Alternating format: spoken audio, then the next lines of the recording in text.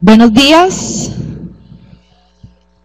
Como ya el profesor Alfred mencionó, mi nombre es Claudia Isabel y en los últimos años de mi formación me he dedicado a investigar sobre las relaciones entre la religión y la política, y concretamente para esta cátedra quiero plantear hoy dos preguntas que espero que con la reflexión se puedan responder o por lo menos abordar, y es ¿cómo debería ser esa relación entre religión y política? ¿Debería existir o no una relación? Y si la respuesta es sí, ¿cómo debería ser esa relación? ¿Cuáles deberían ser los límites, si los hay, en la forma en cómo se relacionan o se conectan los aspectos religiosos y los aspectos políticos? Por eso el título de la investigación que he desarrollado en estos últimos años tiene por nombre La religión en la esfera pública, ciudadanía creyente y participación. Y la segunda pregunta que quiero plantear para esta reflexión es si las religiones o el componente religioso puede hacer algún aporte en la construcción de paz o no, y cuál sería ese aporte que se puede hacer desde ese ámbito a todo este proceso que estamos atravesando aquí en Colombia, que llamamos construcción de paz, que algunos le llaman posconflicto. En mi opinión personal no debe llamarse posconflicto, ya lo voy a mencionar un poco por qué, pero básicamente esas dos son las dos preguntas que quiero dejarles a ustedes con esta reflexión, ¿sí? Lo primero que quiero decir es la definición básica de conflicto, ¿sí? Y por qué no podemos denominar a esta etapa en la que estamos atravesando como país como un periodo de posconflicto. Muchas personas tienen la aspiración de que cuando se acuerda algo, cuando se está trabajando por la paz, es para que desaparezcan los conflictos, ¿sí? Y por eso este término ha tomado auge, ha tomado vigencia en nuestro país, el posconflicto.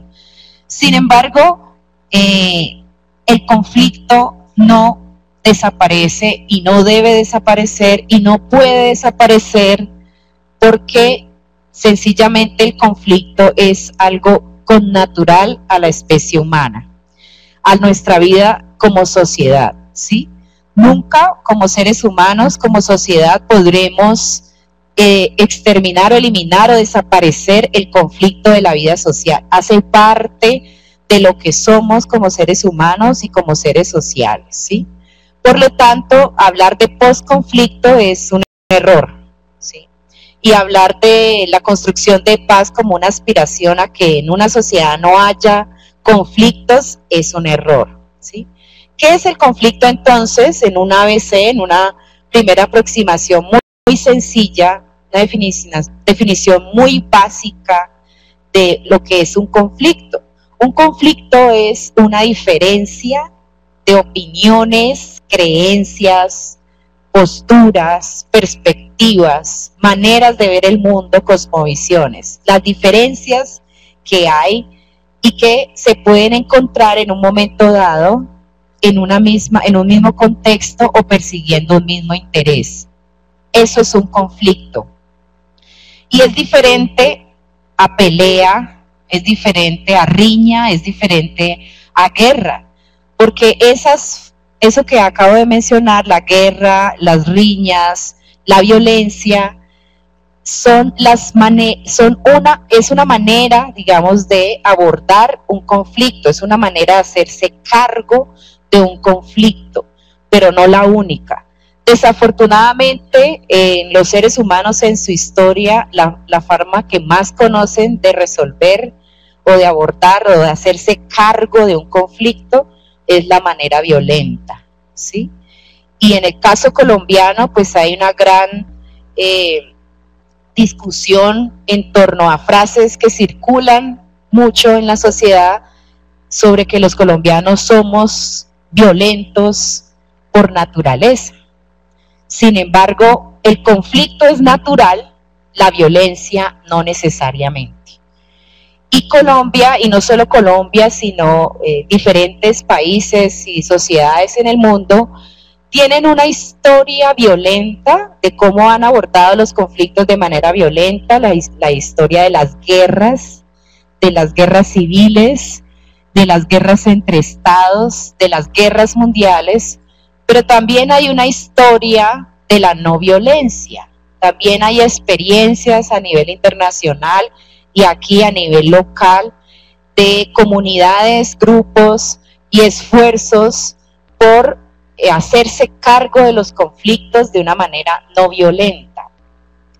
Desafortunadamente esa historia poco la conocemos, poco se difunde, pero está allí para decirnos que no solamente la vía violenta es la única forma de hacernos cargo de los conflictos, pero también para decirnos que claramente la forma no violenta es la forma más difícil de asumir un conflicto. Es la forma más lenta, requiere incluso hasta más recursos, creatividad, plantea unos retos muy altos para quienes están involucrados en un conflicto. Mientras que la manera violenta, pues es la vía más rápida, ¿no? Y Colombia ha atravesado por varios procesos de búsqueda, de salidas negociadas, de conflictos armados, de guerras, de violencias, y ahí estamos en este proceso difícil, crítico, pero muchos han hecho esta apuesta, no solamente hace 4 o 6 años a partir de los diálogos que el gobierno anterior inició con la organización armada de las Fuerzas Armadas Revolucionarias de Colombia, EP, sino que en toda su historia ha tenido varios ejemplos y varios intentos de resolver de manera no violenta, de manera dialogada los conflictos. Así que construcción de paz no es ausencia de conflictos. Construcción de paz o cultura de paz es enseñarnos, aprender, entrenarnos en elaborar o abordar el conflicto de una manera no violenta. ¿Qué tiene que ver eso con la religión? ¿Existen conflictos religiosos en las sociedades? Claro que sí. En Colombia existen conflictos religiosos, en la región, en América Latina. Si ustedes no saben, el día de mañana va a ser la segunda vuelta presidencial en nuestro vecino país, Brasil. Y ahí también el componente religioso tiene un papel importantísimo en los resultados que van a tener en esas elecciones. Y lo tuvimos aquí también, ¿cierto? En las pasadas elecciones presidenciales, cuando hubo todo este debate sobre el plebiscito, las personas, algunos votantes tenían muy presente las creencias religiosas para establecer cuál iba a ser su voto, si el sí o el no. Yo recuerdo que una persona me dijo, yo me leí las 297 páginas de los acuerdos y voy a votar no porque en ni una sola de esas 297 páginas aparece la palabra Dios. Por lo tanto, mi voto es no. ¿Sí? Claro, eso puede generar en nosotros muchas reacciones, pero es un hecho real. ¿Sí? Las personas tienen en cuenta sus creencias religiosas a la hora de tomar decisiones que tienen implicaciones a nivel nacional. Por eso vale la pena atender este fenómeno. Existen diferentes tipos de conflictos religiosos. Los primeros son los conflictos interreligiosos, es decir, entre diferentes creencias, diferentes instituciones, diferentes religiones, en la disputa por la verdad. Es histórico, ya la gran pregunta es, en medio de tanta diversidad, de todas las religiones que existen, unas que se van mutando, que van cambiando, otras que van incluso desapareciendo. ¿Cuál de todas esas expresiones de fe es poseedora de la verdad?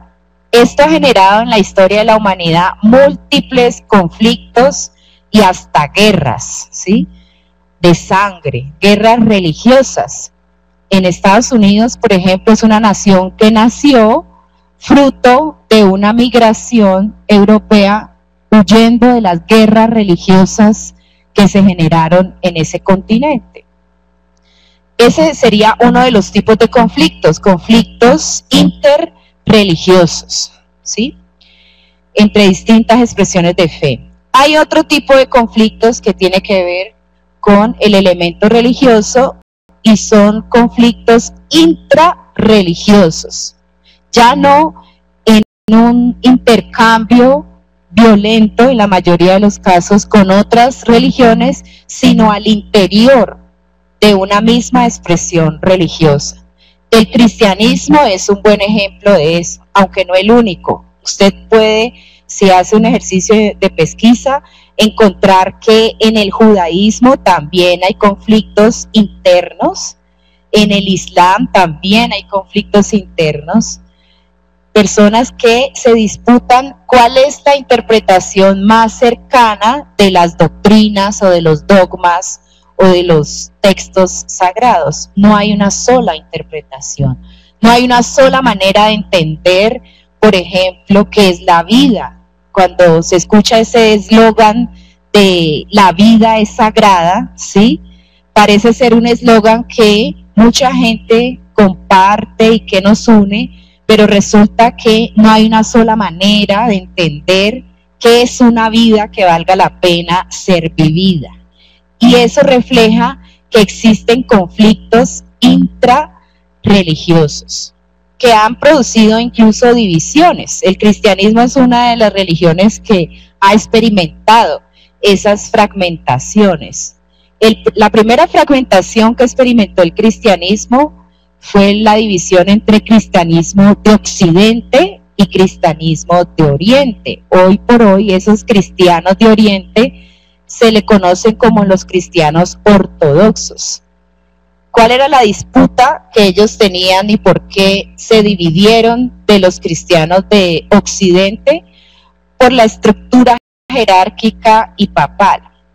Entre ellos no hay un papa, ahí son diferentes jerarcas y tienen todos el mismo nivel de autoridad, diferente a como ocurrió en la historia con Roma. El obispo de Roma, antes de convertirse en un papa, era un obispo como cualquier otro obispo de diferentes regiones de ese continente, pero debido a unos acontecimientos históricos muy concretos, políticos, por cierto, ese obispo de Roma empezó a tener primacía y mayor poder sobre los otros obispos hasta que se fue consolidando la figura de lo que hoy conocemos como el primado de Roma, o sea, el Papa, como un nivel más alto, ¿sí?, de jerarquía frente a los otros clérigos. Eso no ocurre en Oriente, eso no ocurre en Grecia. Allá los jerarcas tienen el mismo nivel de autoridad. Eso generó el primer cisma en el cristianismo, la primera división o fragmentación intrarreligiosa. Otra segunda fragmentación que se generó en la historia del cristianismo es la Reforma Protestante, ¿sí?, que se dio antes de lo que después conoceríamos como el inicio de la modernidad o de la época moderna. Hubo varios intentos de reformular lo que desde Roma se dirigía para todas las demás regiones de Europa, y concretamente en Holanda, en Francia, en Alemania. El personaje más conocido de esa reforma protestante se llama Martín Lutero, que era un obispo católico alemán que cuestionaba por qué la vivencia de la fe se tiene que dirigir desde desde Roma, desde el poder del Vaticano, y rompió relaciones y se dio esa segunda ruptura en el siglo XIV, XV más o menos, y allí tenemos otra vertiente del cristianismo que es el protestantismo. Y hoy pues la proliferación de grupos distintos, incluso al interior del protestantismo, es muy amplia. O sea que ese conflicto intrarreligioso es muy vigente, se expresa en diferentes subgrupos, diferentes maneras de estructurar un grupo religioso dentro de esa misma religión. Pero eso lo podemos encontrar también en el judaísmo, a propósito del conflicto que hay en la franja de Gaza entre Israel y Palestina.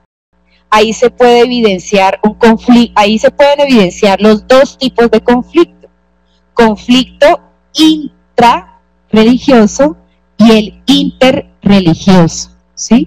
El interreligioso sería entre el judaísmo, el cristianismo, que está presente también ahí, y el islam. Y en el caso del judaísmo tienen un conflicto intrarreligioso porque dentro del judaísmo hay una corriente que se llama la corriente del sionismo, que es la corriente que estableció que esa tierra tenía que ser de los judíos y de manera arbitraria quitaron parte de la tierra de los palestinos para fundar lo que hoy conocemos como el Estado de Israel, ¿sí?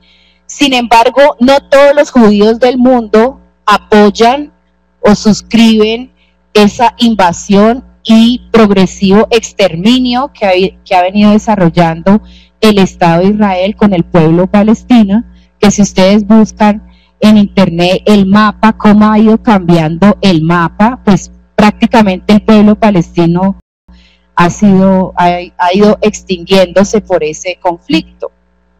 Pero hay muchos judíos en el mundo que dicen: nosotros somos judíos, pero no somos sionistas. Sionistas viene esta palabra del monte de Sión, como este lugar santo y especial que en la cosmovisión de ellos Dios les dio para que habitaran ese lugar, la famosa tierra prometida. Muchos judíos en el mundo no son sionistas, y eso refleja un conflicto intrarreligioso. Y en el caso del hinduismo también, el budismo es una fragmentación y una división que se dio en la historia del hinduismo, y así podemos ver distintos ejemplos de estos conflictos intrarreligiosos. Un tercer tipo de conflicto es el conflicto que puede darse entre la ciudadanía o sectores de la población de una sociedad que suscriben una fe, un conjunto de creencias religiosas, y otros sectores que se consideran arreligiosos, ¿sí? Ateos, agnósticos, científicos, y es un poco el conflicto que nos lleva a la pregunta por la relación entre las religiones y la política, y las políticas. Ese conflicto también es histórico, básicamente desde distintas épocas de la historia ha habido una disputa entre la verdad que dice tener las religiones y la verdad que decía tener, por ejemplo, la filosofía, ¿sí? Luego en la modernidad, con el nacimiento de la ciencia moderna, hay una disputa, hay un conflicto entre ciencia y religión, ¿sí? Concretamente podemos ver ese ejemplo en la disputa por el origen del mundo. Entonces están de un lado las teorías evolucionistas y las teorías del Big Bang, ¿sí? Versus las teorías creacionistas de las diferentes religiones teístas. Ese conflicto entre religión y filosofía, entre religión y ciencia, hoy se expresa de manera más viva entre religión y política, ¿sí? Entre cultura religiosa y cultura política. Y nace también con todo un proceso histórico que se dio, que empezó en Europa sobre la secularización. Antes del nacimiento de la Edad Moderna, antes de la Revolución Francesa, el poder religioso y el poder político confluían en una misma persona, en el emperador, por ejemplo, ¿sí? No había esta distinción, no había esta separación de poderes o separación de administración de los poderes, sino que una misma persona, un mismo grupo, una misma institución ostentaba tanto el poder religioso como el poder político. Es a partir del proceso de modernización, es a partir de la Revolución Francesa, ¿sí?, que pretendía cambiar el antiguo régimen, el régimen monárquico, por un régimen republicano o democrático, que nace toda esta reflexión sobre el papel del Estado y el papel de la Iglesia o las iglesias. Y comenzó a darse este proceso de secularización, que en palabras muy sencillas es esto, es separación institucional de poderes. En el caso colombiano, en el caso jurídico, en el caso del Estado colombiano, solo hasta la Constitución de 1991 se establece que el Estado no tiene una religión oficial, ¿sí? Sin embargo, todavía hoy hay disputas porque en el preámbulo de la Constitución del 91 hay una invocación a Dios para la bendición de la nación. Y algunos dicen que ahí todavía no hay una plena separación de los poderes religiosos de los poderes estatales, ¿sí? Y que deberíamos avanzar hacia eso, hacia un Estado secular, hacia un Estado civil. Colombia, en el ámbito jurídico, por muchos años tuvo el concordato, todavía lo tiene, pero con una versión diferente, y son acuerdos, alianzas entre los dos poderes. Sin embargo, en Europa, en Francia es el país, bueno, Alemania también, pero Francia es el país más insigne que ha hecho esta lucha por la laicidad, porque el Estado se haga cargo de ciertas funciones que ya no le pertenecen a la religión. ¿Cuáles funciones? Por ejemplo, la educación. Antes de todos estos procesos de secularización, pues era la Iglesia la que administraba la educación en la sociedad, ¿sí? En la medida en que el Estado se va haciendo cargo de esa tarea, entonces ya se van separando las funciones de estos dos poderes. Sin embargo, lo que encontramos en Colombia es que las iglesias tienen un rol muy protagónico en la educación privada, por supuesto. Colegios, universidades, las grandes universidades privadas de alto prestigio en nuestro país, la mayoría tienen una conexión con una confesión religiosa específica. Yo trabajo en una Universidad Minuto de Dios, que tiene una identidad religiosa específica, y conocemos muchas, ¿no? También se ha dado un gran debate, expresión de ese conflicto, sobre si en los colegios públicos se debe enseñar o no la cátedra de religión, ¿sí? Entonces hay muchos colegios privados que han optado por suprimir esta cátedra, y se sigue dando el debate. En España también se sigue dando el debate sobre si debería o no ser obligatoria la educación religiosa en los colegios públicos. Y muchos otros conflictos o ejemplos que puedo dar aquí de expresión de esos conflictos. Eso que tiene que ver con la esfera pública, eso que tiene que ver con la política, eso que tiene que ver con la vida en sociedad y con una sociedad que está tratando de construir una forma no violenta de abordar los conflictos. Pues resulta que los conflictos se expresan en lo que un autor que yo trabajo en este libro, que se llama Jürgen Habermas, que es un autor de Alemania, él hace la definición de lo que se llama la esfera pública, ¿sí? ¿Qué es la esfera pública?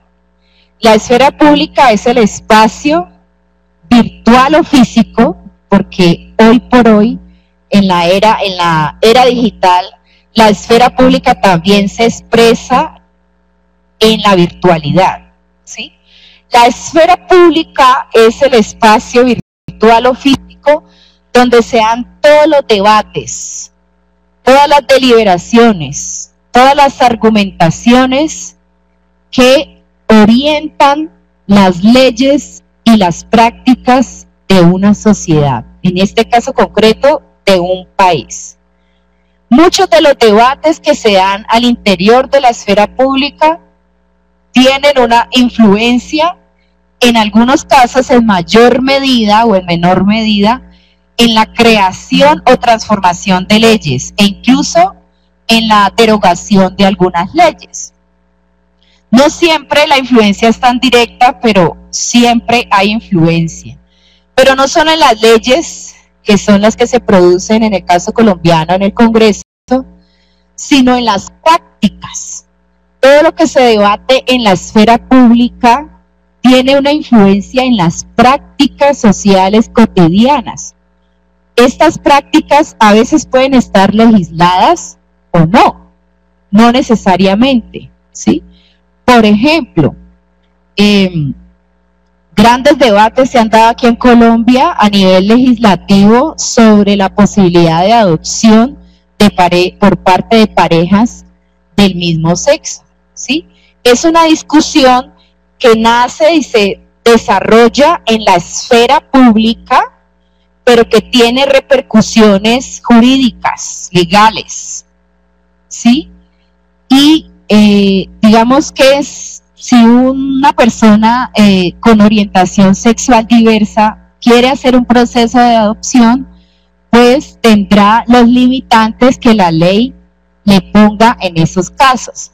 Eso es una orientación hacia las leyes.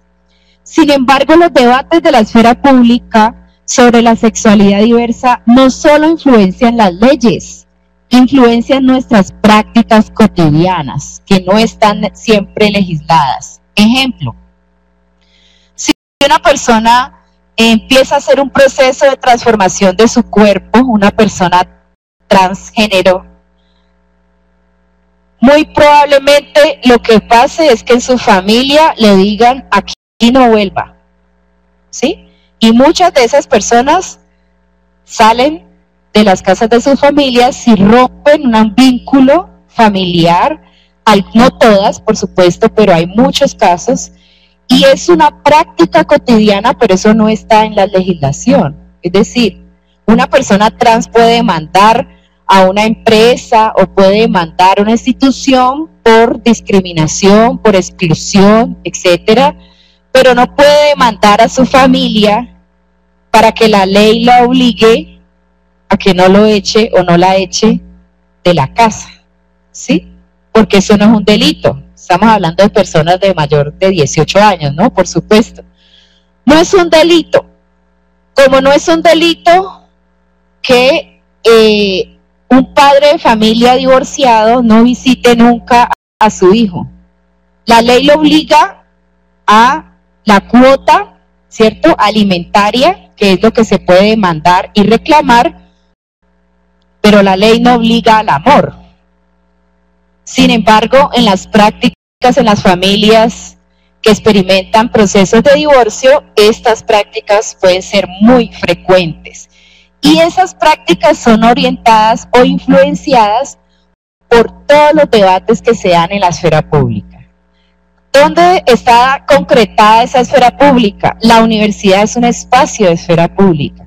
En la universidad hacemos diferentes debates que algunos pueden tener repercusión legislativa, otros no, pero constantemente ese es el espacio de deliberación, ¿sí?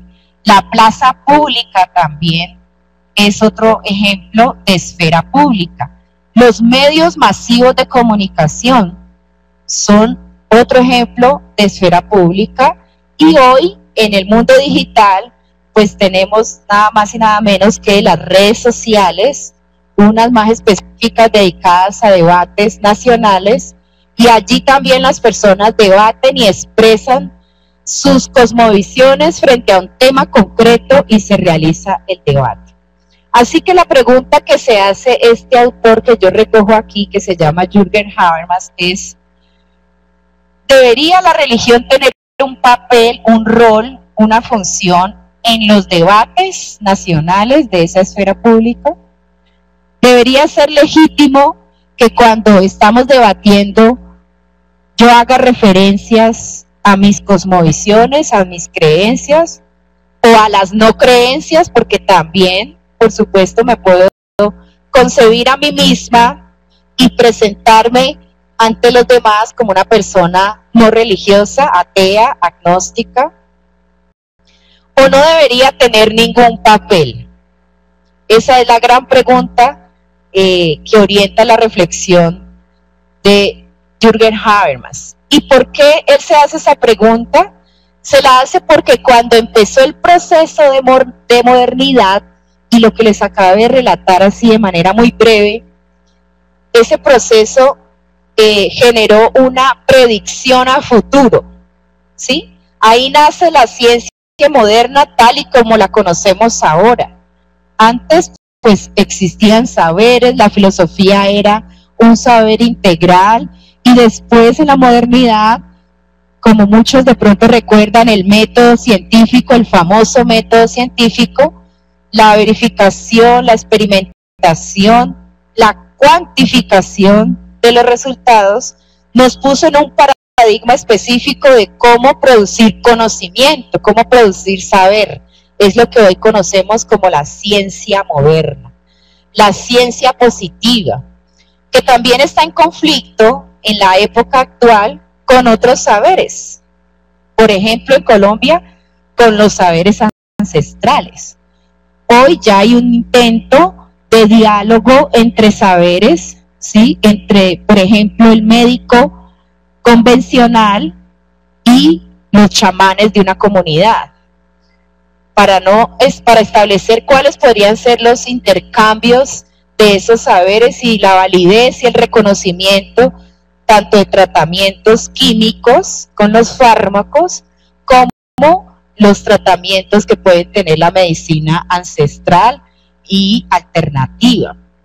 Sin embargo, en este momento que estoy hablando, inicios de la modernidad, la ciencia se va fortaleciendo tanto a punto de que hay una predicción a futuro que dice: a medida en que la humanidad vaya desarrollando cada vez más su capacidad científica, su capacidad de conocimiento, y comprendiendo los fenómenos que ahora no comprende, pues las religiones irán desapareciendo, ¿sí? Esa era la predicción, directamente proporcional al crecimiento y al desarrollo de la ciencia, iría la disminución y la desaparición de la religión y de la religiosidad en general.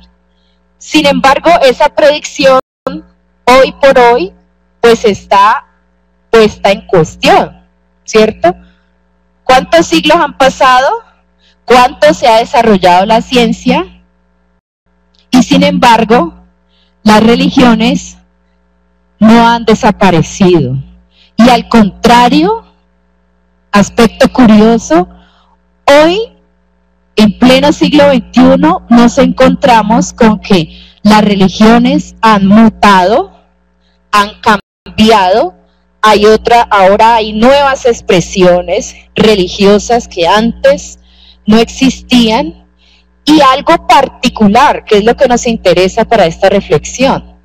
No solamente no han desaparecido y se han proliferado sus diferentes maneras de expresarse, sino que ahora son protagonistas en los debates nacionales. Ahora son activistas en las calles. Ahora también tienen a través de sus medios de comunicación, redes, unas posturas específicas en ciertos debates y son una voz.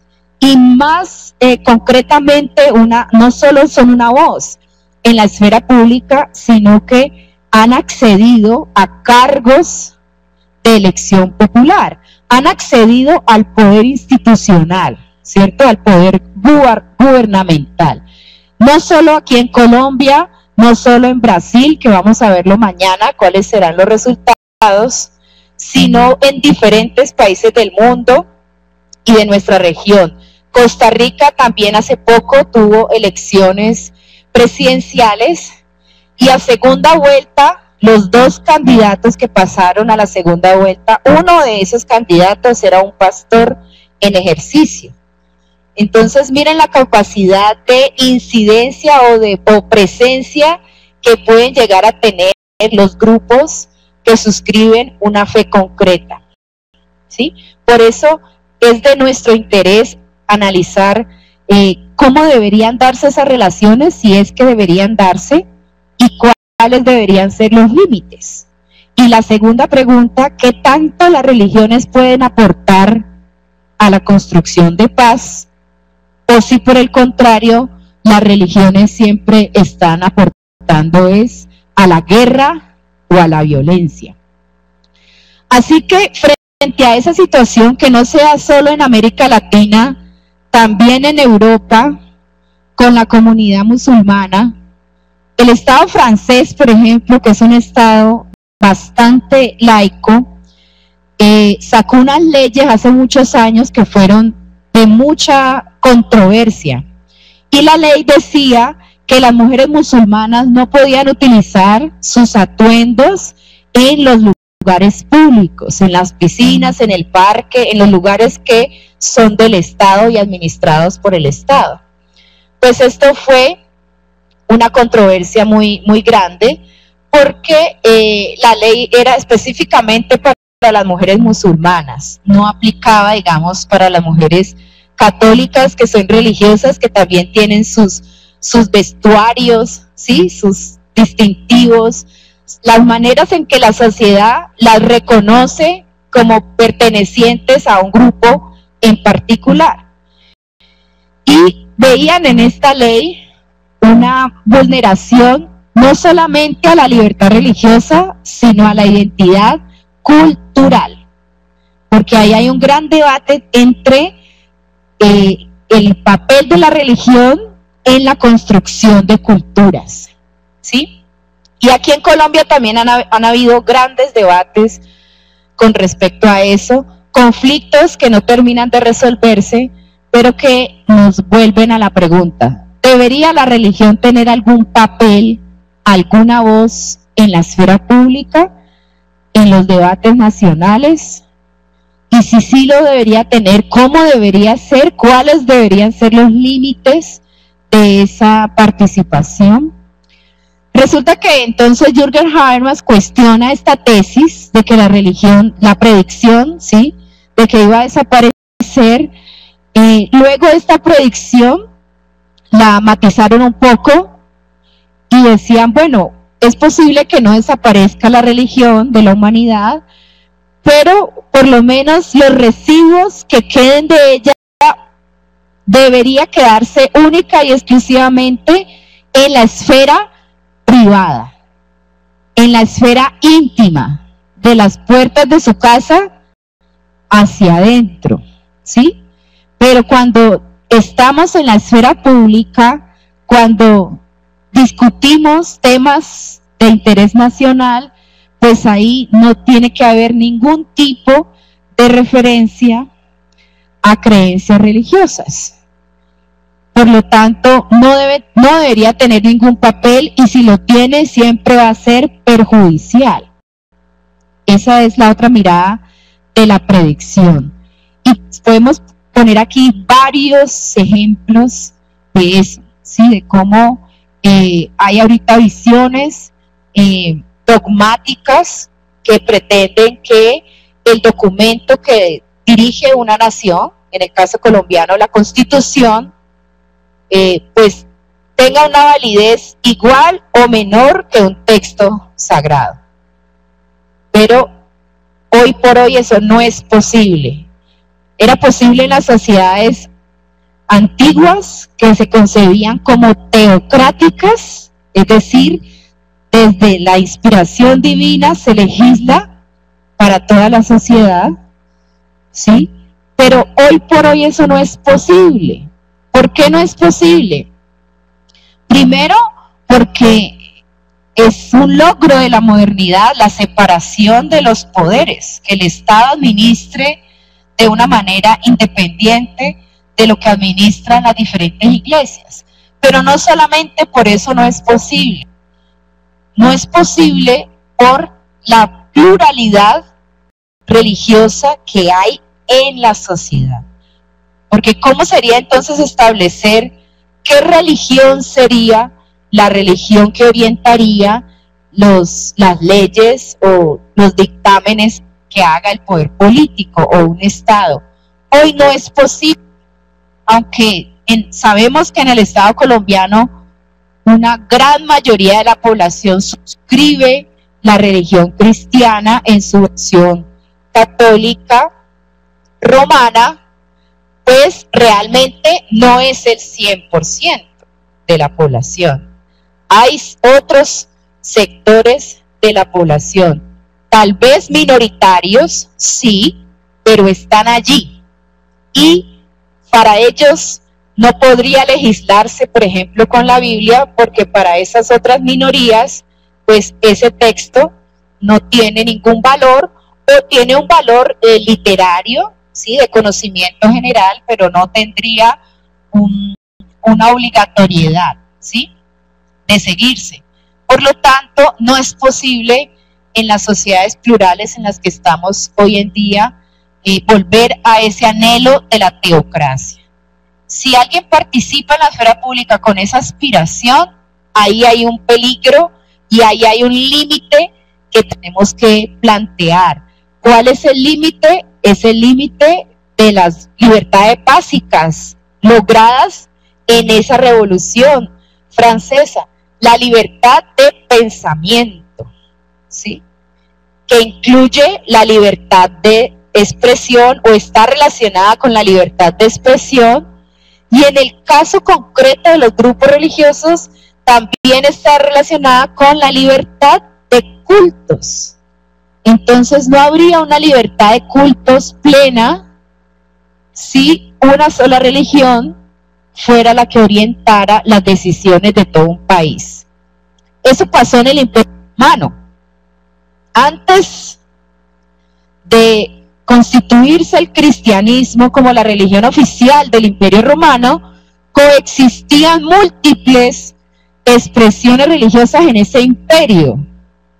A partir del emperador Constantino, que fue el que estableció que el cristianismo era la religión oficial del Imperio Romano, entonces se cambiaron los papeles. Los cristianos del primer siglo, del siglo I, eran perseguidos y después pasaron a ser perseguidores de otras expresiones de fe. Ese modelo es al que no podemos regresar, simple y llanamente porque se acabaría la libertad de pensamiento y la libertad de cultos. La ruptura de las que ya les mencioné que hubo con el protestantismo planteaba esa libertad de pensamiento. Pues ese monje católico alemán, Martín Lutero, decía, ¿por qué solo desde Roma, por qué solo desde el Vaticano se hace la interpretación de las escrituras? Que en ese momento estaban en latín. Y él, su mayor logro, su mayor aporte, digamos, a su país fue traducir esas escrituras al alemán.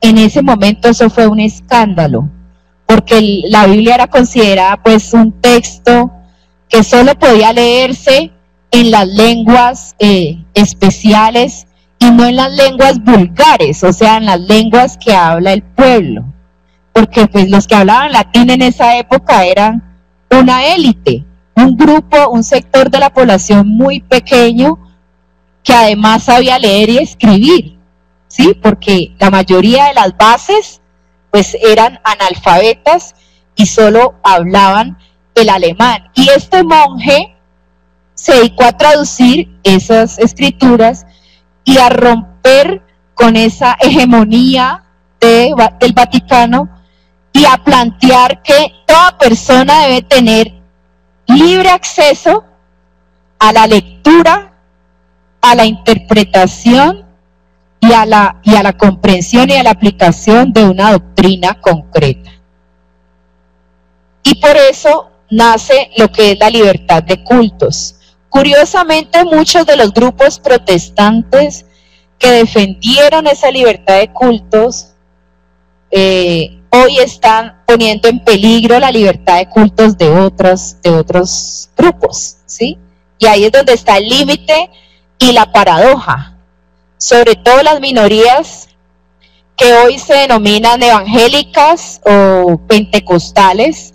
Lo que pasa es que es difícil reunirlos a todos en un solo grupo porque hay una diversidad impresionante y en cada una de los grupos encuentras doctrinas con énfasis específicos.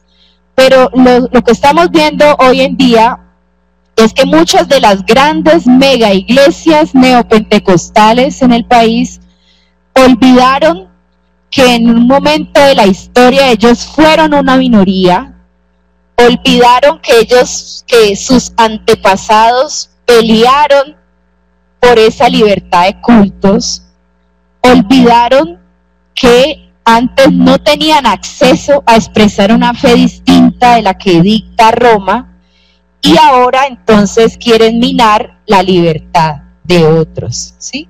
Un ejemplo que vimos reciente aquí en Bogotá, si ustedes siguieron la noticia, fue con este concejal que interpuso obstáculos para que se presentara un grupo de metal. ¿Recuerdan la noticia? Porque agredía o porque sus canciones o porque sus letras, etcétera, etcétera, etcétera. Y resulta que la legislación colombiana plantea la libertad de cultos incluso para las expresiones satánicas en la medida en que no exista, por supuesto, sacrificios humanos, porque pues ahí estaría el límite, digamos, de sus posibilidades, ¿sí? Porque eso sí es un delito, claramente, ¿sí? Pero hay muchos grupos que pueden denominarse satánicos y no necesariamente desarrollar unos ritos que involucren sacrificio de animales o sacrificio de humanos. Y si no tienen esas dos prácticas, la libertad de cultos los cobija. Es decir, una persona se puede declarar en Colombia satánico y no podría ser perseguido por eso, porque esa sería su religión. Entonces, miren lo interesante aquí, es un grupo religioso que estaría minándole la libertad de expresión o la libertad de cultos a otros grupos religiosos. Y bueno, después ustedes se dieron cuenta que salieron muchas, en redes se desplegó esta noticia, y después empezaron a hacer comparación entre las letras de esta banda y las letras de otros géneros musicales que pueden llegar a ser más violentos incluso que las letras de esa banda. Por ahí salió el de la cuchilla, ¿cómo es? El de si no me quieres te corto la cara con una cuchilla de esas de afeitar. Una letra que podría ser bastante cuestionable, ¿no? Sí, cuestionable. Sin embargo, el concejal se concretó única y exclusivamente en este género musical que es el metal, el black metal, desconociendo que pueden haber muchos otros géneros con letras más violentas. Así que ahí estarían los límites. ¿Deberían o no deberían participar en la esfera pública personas que suscriben una fe concreta? La respuesta es sí, porque si no pueden participar, si no tienen una voz, si no ingresan en el debate, pues entonces se les está minando derechos de ciudadanía, ¿sí? Entonces no son plenamente ciudadanos. Y es un asunto de participación ciudadana, pero hay unos límites o hay unas reglas básicas y mínimas para ejercer ese derecho de participación. Y es lo que plantea Jürgen Habermas. Él plantea, por ejemplo, que con la ruptura que ya les hablé de la historia de la modernidad, los estados se separaron de la iglesia, eso es lo que llamamos un estado secular, pero eso no quiere decir que el estado sea un estado ateo, porque el estado no es la sociedad. Hay que hacer la diferencia allí entre estado y sociedad o ciudadanía. El hecho de que un estado no establezca que ninguna religión es la religión oficial de ese estado, que así debe ser, no quiere decir que en la sociedad no hayan muchas comunidades, muchos ciudadanos que suscriben una fe concreta. Y si les decimos a esos ciudadanos, cuando ustedes van a participar en los grandes debates nacionales, pues no pueden participar. O si participa, usted tiene que olvidarse que es judío, que es católico, que es testigo de Jehová, que es etcétera, etcétera. Olvidarse, dejar eso en su casa, ¿sí? Y luego ir a los debates nacionales sin esa identificación. Pues eso no es posible. Eso supone pedirle a los ciudadanos creyentes que sean esquizofrénicos, que en su casa sean creyentes y en el debate nacional, en la plaza, en los parlamentos, en todos los otros escenarios, en la universidad, no lo sean. O sea, que tengan esquizofrenia, básicamente. No es posible, ¿sí? Lo que sí es posible hacer para establecer unos límites de esa participación es que reconozcan la pluralidad que hay en la ciudadanía. Y que así como se exige un respeto para mi fe y unas condiciones básicas para desarrollarla, o sea, libertad de culto, libertad de reunión, libertad de expresión, libertad de usos de todos los símbolos escapularios o, no sé, símbolos que manifiesten mi fe, pues ellos deben reconocer que la sociedad es plural. Ese es el gran reto de la participación. Y no solamente la sociedad es plural en asuntos de fe, es plural en muchos otros temas, pero específicamente en asuntos de fe. Grandes debates son los que está participando hoy, por ejemplo, la Iglesia Católica, debates muy conocidos por todos ustedes, el debate sobre el aborto. Recién vimos el caso de Argentina, ¿sí? Cómo esos debates llegan hasta el nivel legal.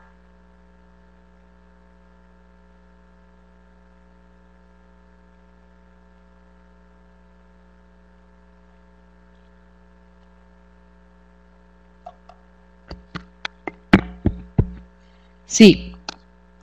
El debate del aborto, el debate de la eutanasia, también es otro debate en el que hay un gran componente religioso que está ahí presente. Ya les había mencionado el debate sobre la obligatoriedad de la educación religiosa en los colegios públicos, el debate de las sexualidades diversas y de la adopción, el debate sobre la religión y la paz versus religión y violencia. Y aquí me quiero detener un poco y con eso ir cerrando. La mayoría de la historia nos ha mostrado cómo la religión ha sido un propulsor de la violencia, de la guerra y de la violencia. Nada más recordamos las grandes cruzadas que hizo la Iglesia Católica después de que fue considerada la religión del imperio para perseguir a los infieles.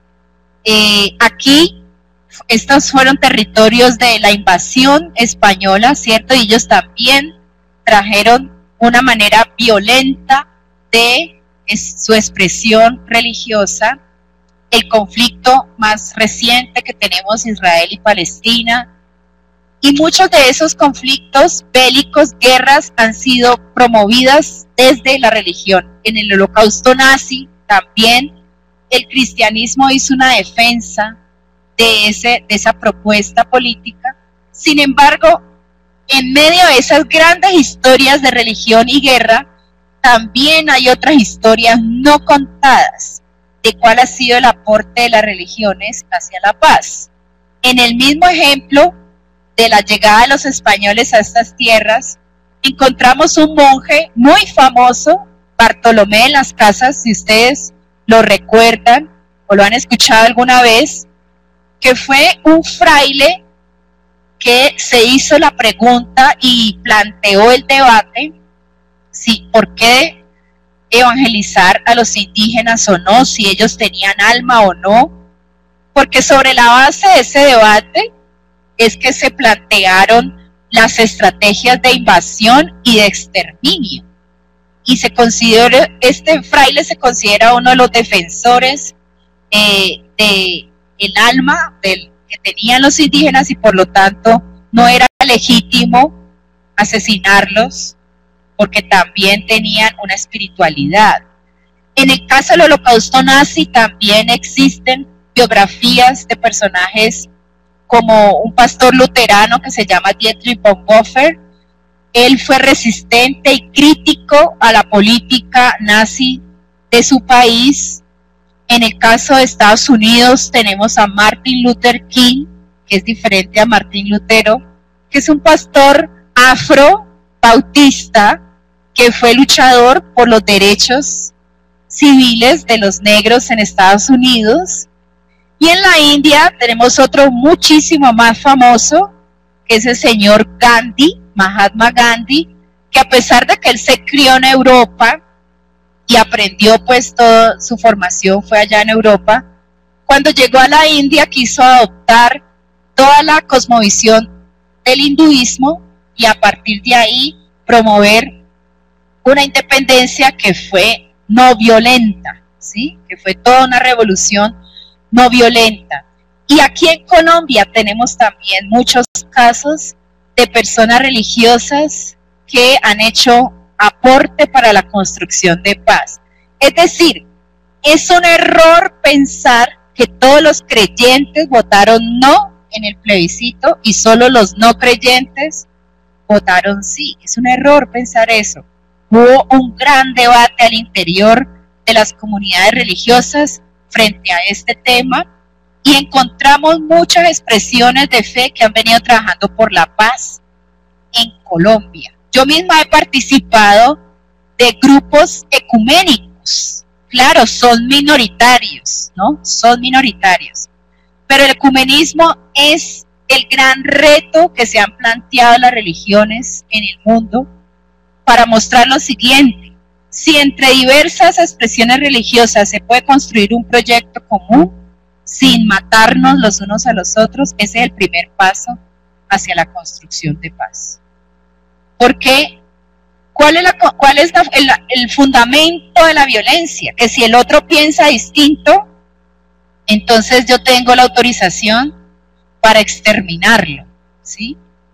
Pero en el ecumenismo la apuesta es que diferentes personas de diferentes creencias trabajen juntos. Aquí en Colombia hay ejemplos de eso, de gente que ha estado trabajando más de 30 años en procesos de paz.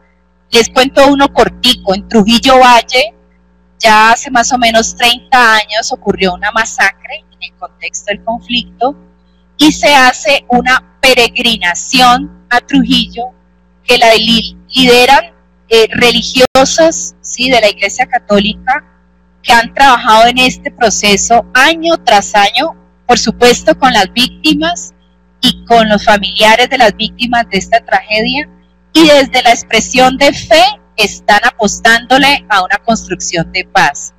Si ustedes recuerdan el otro caso, las mujeres de Ojayá y lo que hubo en la iglesia, ¿sí? La tragedia que hubo en la iglesia, pues estas mujeres católicas, desde su expresión de fe, con el pedazo de Cristo que quedó, que no lo quisieron destruir del todo, sino que quedara como recordación de la masacre que ahí hicieron los de las FARC, pues también han hecho un trabajo muy interesante con respecto a la construcción de paz. El padre de Roux, que ahora está en la comisión histórica, en la comisión de la verdad histórica también, es un jesuita muy reconocido por su trabajo en la construcción de paz. Así que aquí tenemos una paradoja, ¿sí? No podemos sacar a la religión de la esfera pública.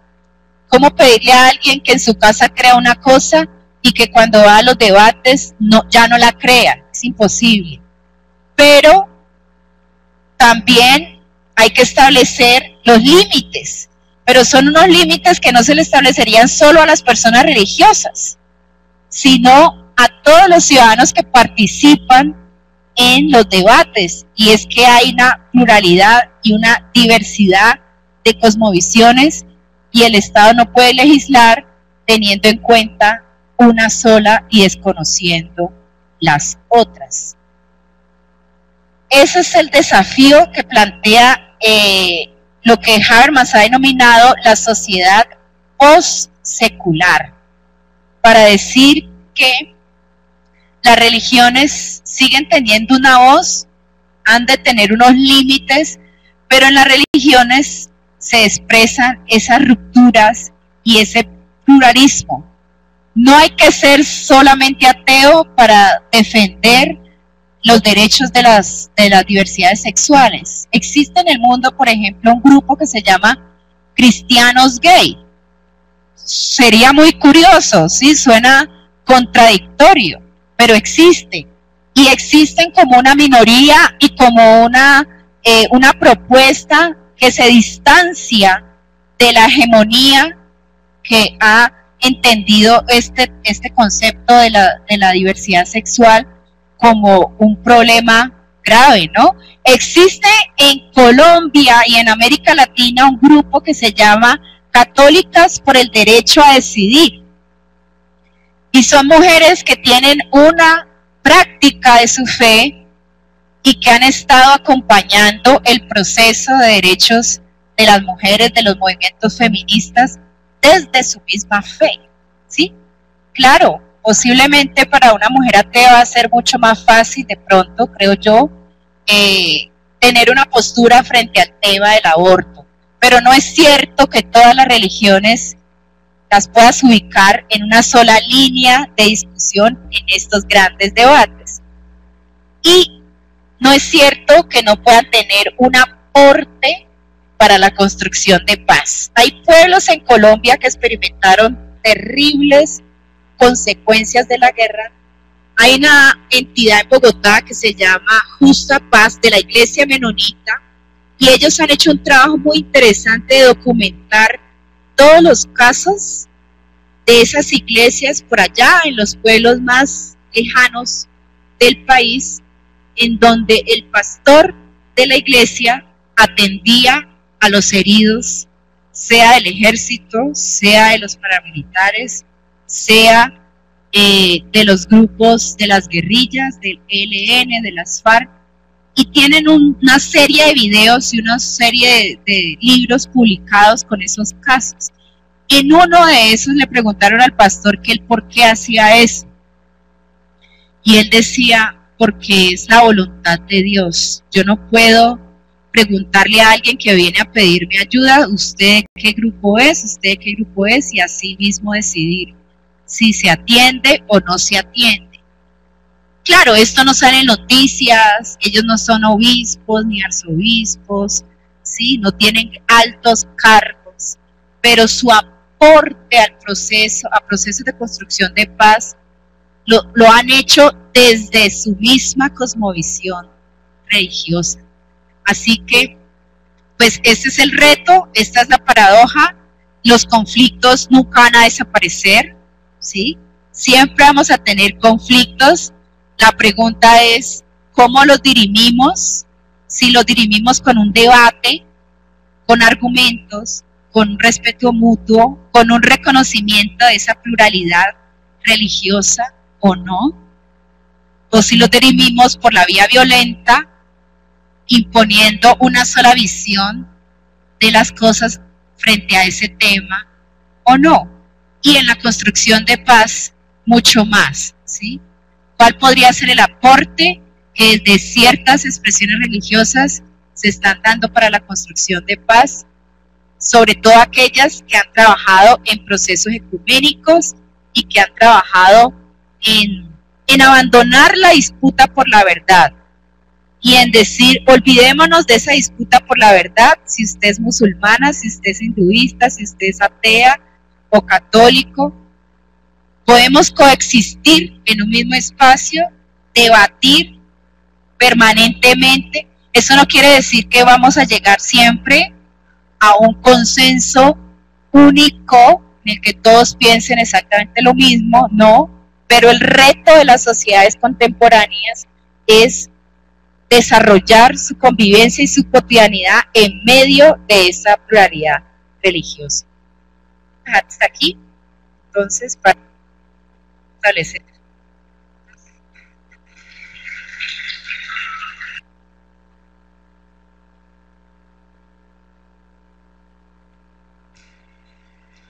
Bien, como es costumbre, vamos a dar un espacio a las preguntas por parte de los asistentes aquí en la sede de Circunvalar, donde estamos terminando esta transmisión, y también para las sedes. Ya hay una pregunta de la profesora Lida y Popayán, Claudia, Isabel, muy bien, ahora sí, que dice así: ¿qué controles se pueden realizar a las diferentes ramas de la religión que se están aprovechando de la buena fe de los creyentes? Yo creo que esto lo podemos contextualizar con las distintas imágenes y videos que se circulan en redes sociales, que queda en evidencia, dice la profesora, un aprovechamiento de la buena fe de los creyentes. Bueno, el primer control yo pienso que es el alfabetismo. Justo lo que comenté de Martín Lutero, que hizo el ejercicio de traducción, ¿sí?, de las escrituras del latín al alemán para poder poner el acceso, ¿cierto?, a esa literatura o a esa lectura a las bases. Lo que yo veo ahora en estos grandes grupos religiosos es que hay un analfabetismo de sus propios textos sagrados, de la Biblia, en este caso, del Corán, en el caso del Islam, de los Vedas. Bueno, ustedes saben que cada expresión religiosa tiene unos textos que consideran sagrados. Pues resulta que en el caso del cristianismo hay un analfabetismo bíblico impresionante. O sea, las mismas personas que dicen o que consideran que la Biblia es un texto sagrado y que tiene algo que enseñarles a ellos hoy en día, no la están leyendo. Solamente están escuchando lo que dice el cura en la misa o escuchando lo que dice el pastor en el culto. Y resulta que ahí se viola ese principio original que planteó este monje agustino, Martín Lutero, y es el acceso directo de cada creyente al texto sagrado.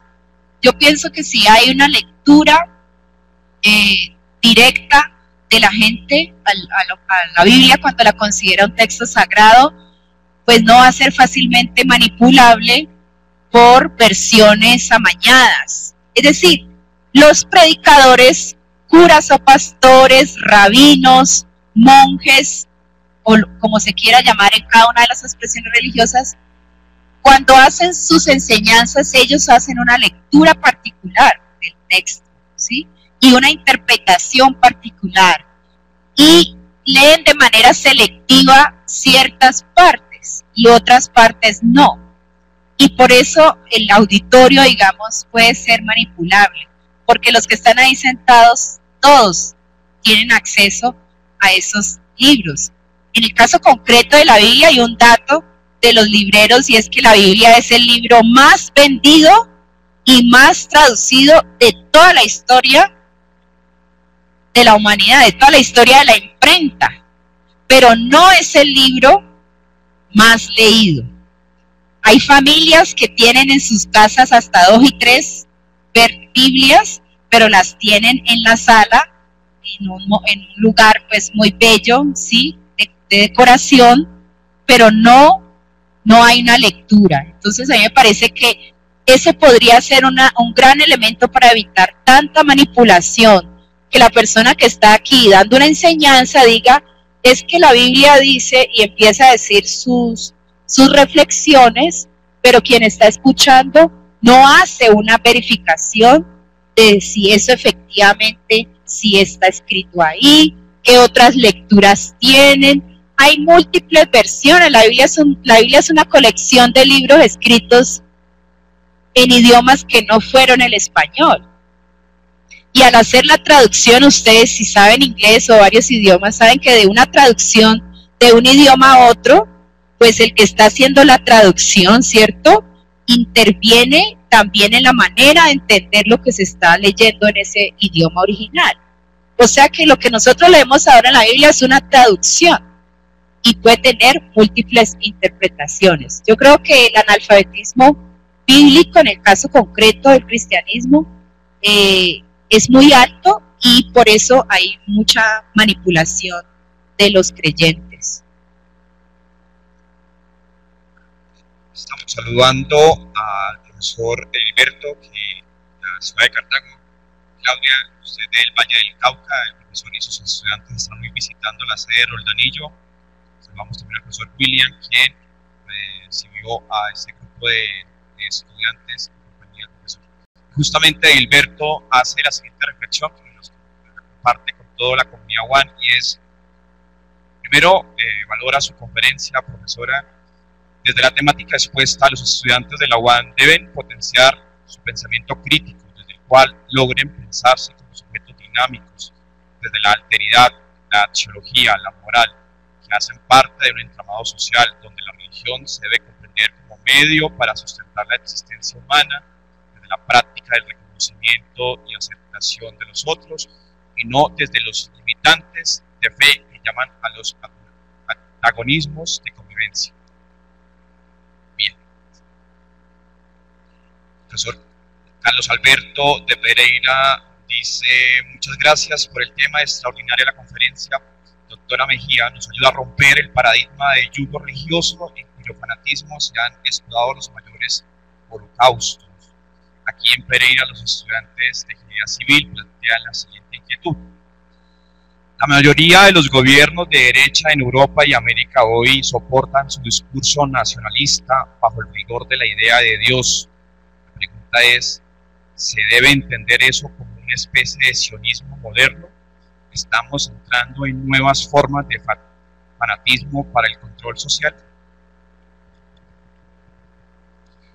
Es una tendencia que también lo manifesté en la reflexión, no solo en Colombia, sino en el mundo. Dos puntos quiero decir allí. Primero, el fanatismo, el fundamentalismo, es algo que ha estado presente en la historia de las religiones, pero no solo en las religiones. O sea, también puede haber fanatismo y fundamentalismo en ideologías filosóficas, en ideologías políticas, en ideologías culturales, ¿sí? Entonces, claro, las que más conocemos y las que más difusión tienen y más efectos han tenido en la sociedad, pues son los fundamentalismos de tipo religioso. Pero el nazismo en Alemania fue un fundamentalismo que, si bien tenía el apoyo de un sector del cristianismo en Alemania, fue un fundamentalismo que tuvo como origen la teoría darwinista, ¿sí? O sea, esta idea de que hay una raza más pura y superior, más fuerte, y que persiste porque en el proceso evolutivo los más débiles, ¿sí?, se fueron extinguiendo. Esta idea fue una idea que fundamentó el proyecto de Hitler, de considerar que por eso su plan para el mundo era que quedara únicamente la raza más pura, que era la raza aria, ¿sí? Y eso es un fanatismo, digamos, que no tiene necesariamente origen en el componente religioso. Claro, hubo cristianos que lo apoyaron después cuando él estaba en el poder, como siempre pasa, ¿sí? Cuando alguien está en el poder hay una versión de la Iglesia Católica que apoya y otra minoría que se plantea en disenso. Eso para decir que no solamente el fanatismo y el fundamentalismo son de carácter religioso, puede que tengan otro carácter. Lo clave para responder esa pregunta es un poco el comentario que hizo el profesor anterior, y es el reconocimiento. ¿El reconocimiento de qué? Lo que ya dije en mi reflexión, el reconocimiento de un pluralismo de religioso. Así como hay pluralismo cultural, hay pluralismo religioso del cual ya no podemos retroceder para esperar que todos y todas aquí tengamos una misma cosmovisión religiosa. Si los gobernantes que están accediendo ahora a estos cargos no tienen en cuenta ese pluralismo, entonces claramente sí la tendencia es a regresar a ese fanatismo y a esa historia del Imperio Romano, cuando el imperio estableció que solo una era la religión oficial del imperio y por lo tanto las otras eran ilegales. No podemos regresar ahí, pero sí hay claramente tendencias de gente que quiere regresar allí. Ahora bien, eso no debe llevarnos a nosotros a decir, entonces ahora todos tenemos que ser ateos, porque de nuevo podríamos llegar allí a un fundamentalismo o a una unificación de todas las cosmovisiones, ¿sí?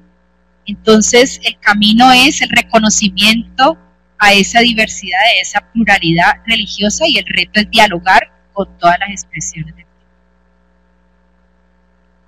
Bien, vamos a dar paso aquí a unas preguntas en el auditorio y ya ahora retornamos con las de las sedes.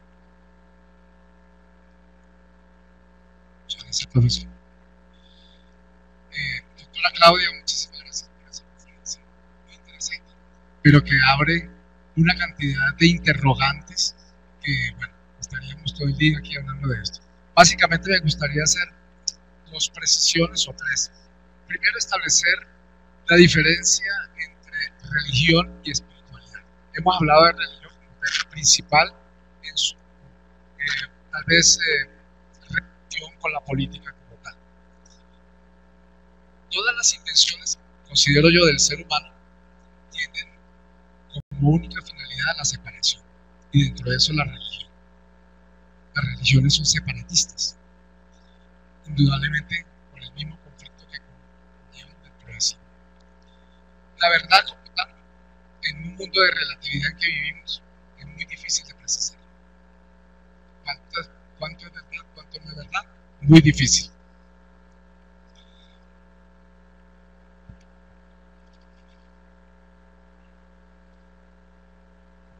¿Debería la religión participar en el debate? Pienso que en la medida en que la religión intervenga, el debate se va a hacer muchísimo mayor, precisamente por su cuestionamiento interno, por su conflicto interno, se va a reflejar en conflictividad a nivel de cualquier decisión que se trate de tomar de manera unificada. La religión como tal es un poder, pero también la política. Luego no se puede extrañar que la religión persigue también el poder político, y de allí lo que estamos hablando, Muchísimas gracias.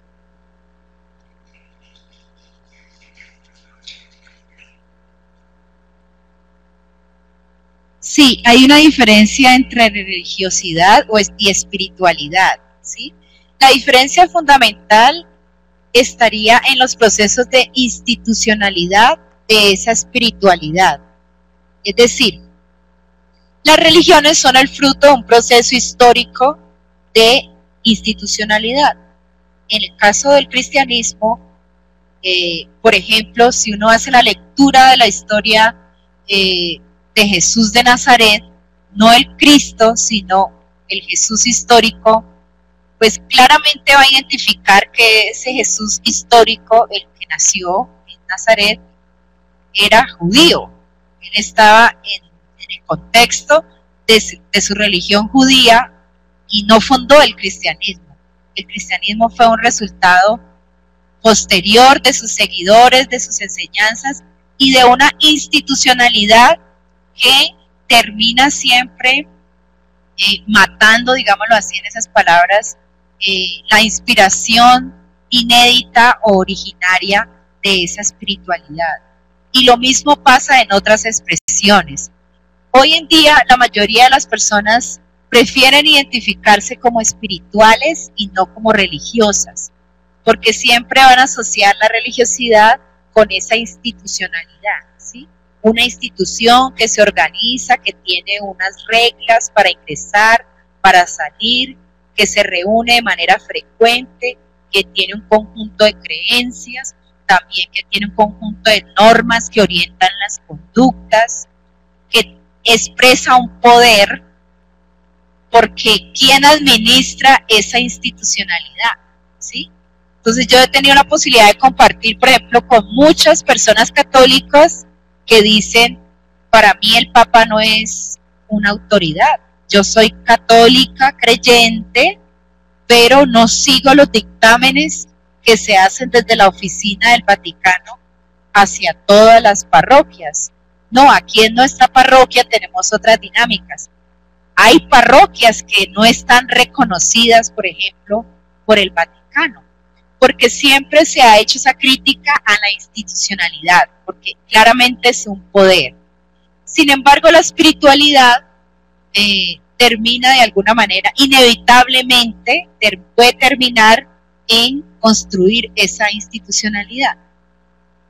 ¿Cómo no lo haría? Solamente si se vive de manera individual, ¿sí? Si la persona en sus prácticas íntimas desarrolla esa espiritualidad.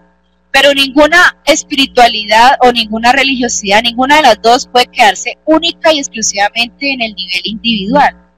Siempre de alguna manera tiene un efecto en nuestras relaciones interpersonales. Ejemplo, en mi casa yo puedo practicar yoga y para nosotros, digamos que no somos de esa cultura de Oriente, para la mayoría de las personas que practican yoga es una práctica física, ¿no? Deportiva o en fin. Pero el origen del yoga tiene un origen en esas culturas claramente relacionado con la espiritualidad, ¿sí? Y yo lo puedo practicar en mi casa sola, pero si ustedes se dan cuenta, las personas que empiezan esas prácticas de yoga empiezan a buscar en redes donde hay cursos, donde hay yoga al parque. Aquí en Bogotá he visto que hacen actividades así, de yoga al parque, de intercambio de saberes, y esa espiritualidad que nace en la individualidad y se va haciendo más colectiva, más comunitaria, puede terminar en la institucionalidad, en crearse una asociación nacional de yoga. No solo el yoga, el ateísmo hoy por hoy también se puede ver como una institucionalidad. Hay asociación bogotana de ateos, hacen sus reuniones, tienen sus documentos que fundamentan sus posturas. Yo creo que es inevitable, digamos, para los seres humanos que somos seres sociables, que terminemos construyendo institucionalidad. El reto sería que esas prácticas de espiritualidad estén todo el tiempo cuestionando las estructuras de poder que se van formando al interior de esa institucionalidad. Ya para finalizar, vamos, profesora Claudia, a trasladarle algunas preguntas, pero también algunos comentarios desde las sedes. Estamos saludando al profesor Hugo y a sus estudiantes en la sede Circasia Quindío. Una estudiante de odontología, María Paula Bustamante, menciona o pregunta lo siguiente. Tal vez voy a trasladarle todas y ya con eso damos por cerrada nuestra sesión. En caso de presentar en una familia divergencias religiosas con un miembro de la familia, ¿cómo podría abordarse esta problemática? Pregunta Paula en Circasia. Bueno, al profesor Guillermo en la sede sur, estamos saludando, y a sus estudiantes dice lo siguiente. Según la conferencia he entendido que quieres que se acepten todas las religiones en general, pero algunas religiones según sus creencias no aceptan que hayan religiones externas a las de ellos. ¿Cuál sería la metodología para romper esa barrera?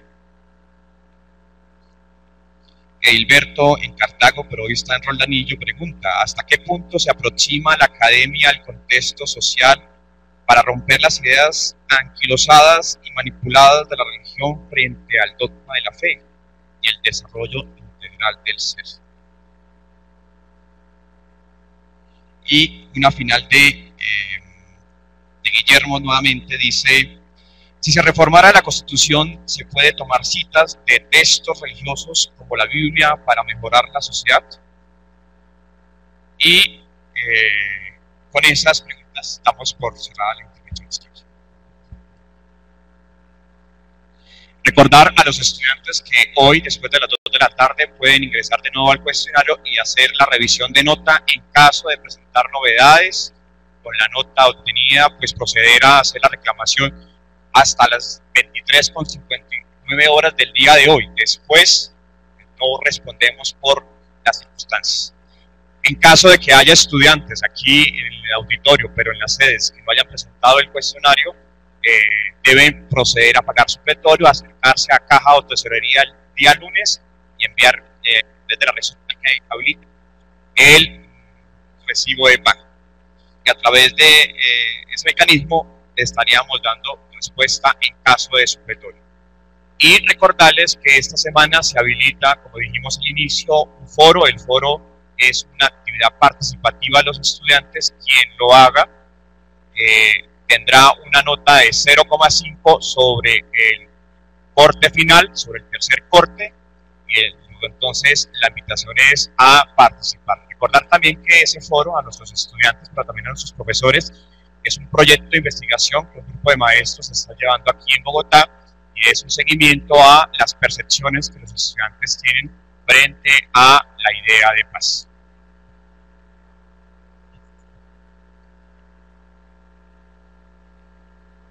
Bueno, la primera tiene que ver con los conflictos al interior de una familia, ¿sí? Lo primero que hay que decir es que los conflictos al interior de una familia se dan en torno a creencias religiosas, sí, también en torno a posturas políticas y también en torno a aspectos culturales. Entonces, volvemos de nuevo al tema del conflicto, ¿cierto? Porque el conflicto es algo connatural a los seres humanos por el hecho de ser seres sociales. En el caso de las familias, la misma familia debe ser la expresión de ese reconocimiento de la pluralidad humana. Y cuando la misma familia, en las elecciones lo hemos vivido, ¿sí? Muchas veces los hijos dicen, no, ustedes no pueden, ustedes deben votar de la misma manera en que votamos los padres, o los mismos hijos con los padres ya mayores dicen, yo tengo una elección, una opción para votar X o Y candidato y llevo a mis padres adultos mayores, eso lo hemos visto concretamente en la urna, y que casi el hijo le dice al abuelo o a la abuela, ¿cierto?, marcar su opción. No hay tal cosa. Lo que pasa es que hemos siempre pensado que la diversidad y la pluralidad es algo negativo y que es sinónimo de división. No hay tal. Hay familias que tienen una diversidad política, cultural y religiosa. Cuando los indígenas vienen acá a Bogotá a estudiar en la Universidad Nacional, por ejemplo, y viven ahí una vida de 4 o 5 años y regresan a sus comunidades, ellos ya no son los mismos, claramente, ¿sí? Y entran en conflictividad si siguen siendo guayú o no, nasa o no, y entran en conflictividad con su identidad cultural, porque las culturas, las creencias y las ideologías no son estáticas, son dinámicas y se van transformando en la medida en que entran en contacto con otras cosmovisiones. Solo que ahora lo sentimos que es más visible, más cercano, porque con las comunicaciones podemos acceder a toda esa diversidad cultural.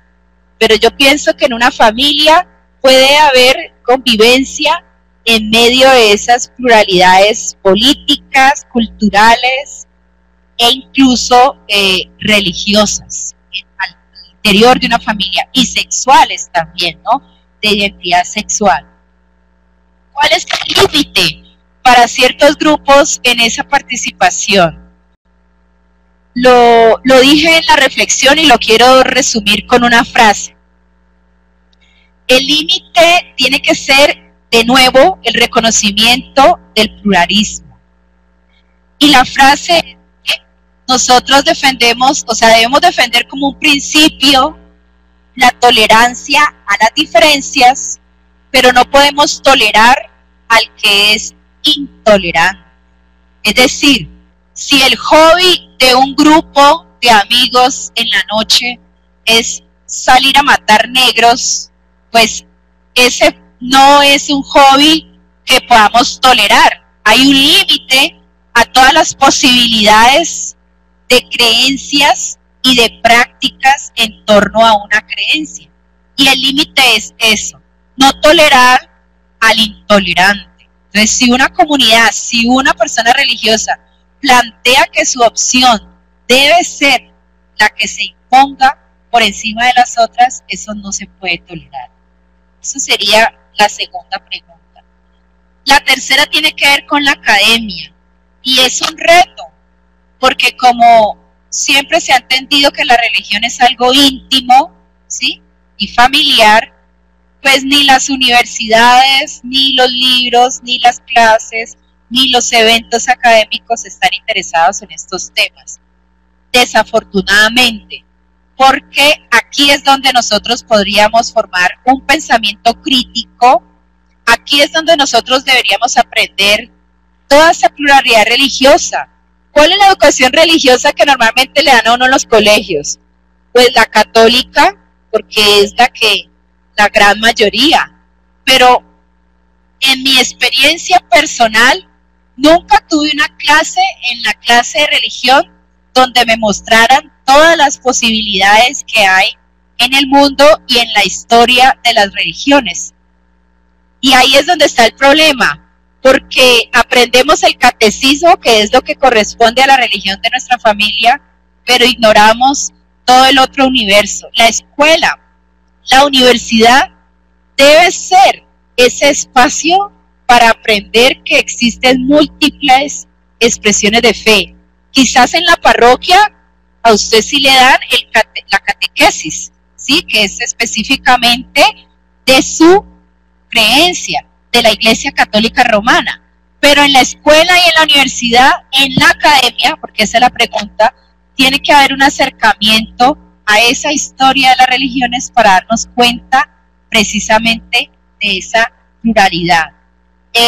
Si es legítimo o no que en la constitución de un estado se incluyan citas bíblicas, pues no es legítimo, a no ser que también se incluyan citas del Corán, de los Vedas, citas del Popol Vuh, de las religiones ancestrales y de todas las otras religiones, ¿sí?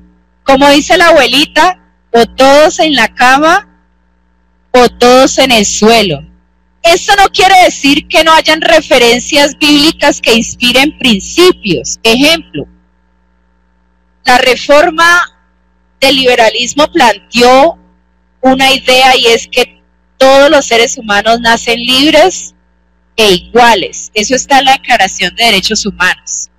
Claro, en la práctica vemos que no es real, ¿cierto? No es así. Sin embargo, en la Declaración de los Derechos Humanos está así. Todos los seres humanos nacemos libres e iguales. Eso no es una cita bíblica. Sin embargo, hay personas que al estudiar la Biblia pueden encontrar que hay elementos para estar de acuerdo con esa declaración. Como por ejemplo, si una persona cree que Dios es el creador de todos los seres humanos y que por eso todos los humanos son hijos e hijas de Dios, ahí hay una cierta manera de encontrar puntos semejantes con la declaración de que todos nacemos libres, iguales, y tenemos dignidad por el hecho de ser seres humanos, diría la Declaración de los Derechos, y alguien cristiano diría, tenemos dignidad por el hecho de ser criaturas, ¿sí? Por el hecho de haber sido creados por Dios a imagen y semejanza de Dios. Todos merecen, en el caso cristiano, mucha gente dice, todos merecen cristiana sepultura o una sepultura, digamos, que honre esa dignidad, ¿sí? Que se viene de la creación divina.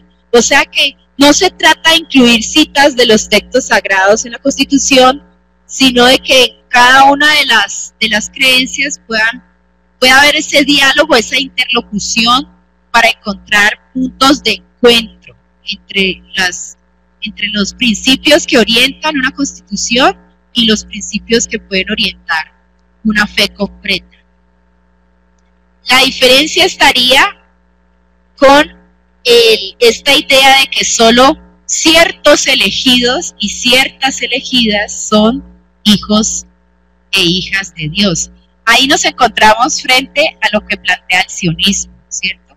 El sionismo dentro del judaísmo sí plantea que el pueblo judío es un pueblo elegido, es un pueblo especial, distinto de los otros pueblos, con una misión específica y con unas prebendas específicas. Ahí es donde estaría el problema. Pero es, de nuevo les repito, una disputa que hay al interior de una misma religión, como en el caso del judaísmo.